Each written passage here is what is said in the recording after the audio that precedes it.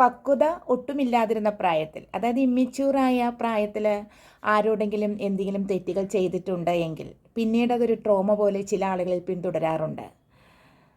പക്ഷേ അപ്പോഴുള്ള സാഹചര്യത്തിൽ അവർക്ക് ക്ഷമ ചോദിക്കാനോ ഒന്നും മനസ്സിൽ തോന്നിയിട്ടുണ്ടാകില്ല. എന്നാൽ പിന്നീട് മെച്യൂർഡായ ഒരു പ്രായത്തിൽ, അതായത് പ്രായപൂർത്തിയായതിനു ശേഷം അതിനെപ്പറ്റിയുള്ള ചിന്ത അവരുടെ മനസ്സിൽ ഒരുപാട് കൂടി വരികയും അവരിൽ റിഗ്രറ്റ് ഫീൽ ചെയ്യുകയും താൻ തെറ്റ് ചെയ്ത വ്യക്തിയോട് ക്ഷമ ചോദിക്കാനുള്ളൊരു ടെൻഡൻസി ഉണ്ടാവുകയും ചെയ്യും. പക്ഷേ അപ്പോഴേക്കും അവരുടെ ജീവിത സാഹചര്യത്തിൽ അവർ സ്റ്റക്കായി പോയിട്ടുണ്ടാകും. കാരണം അപ്പോഴുള്ള അവരുടെ ജീവിതം എന്ന് പറയുന്നത് തെറ്റ് ചെയ്ത വ്യക്തിയെ കാണാനോ സംസാരിക്കാനോ ക്ഷമ ചോദിക്കാനോ പറ്റാത്തത്ര അകലത്തിലെത്തിയിട്ടുണ്ടാകും എന്നുള്ളതാണ്. പിന്നീട് ആ റിഗ്രറ്റ് ഫീൽ ചെയ്തുകൊണ്ട് അവർ മുന്നോട്ട് ജീവിക്കുമെന്നുള്ളതാണ്. ഇങ്ങനെ ഒരുപാട് കേസുകളുണ്ട്.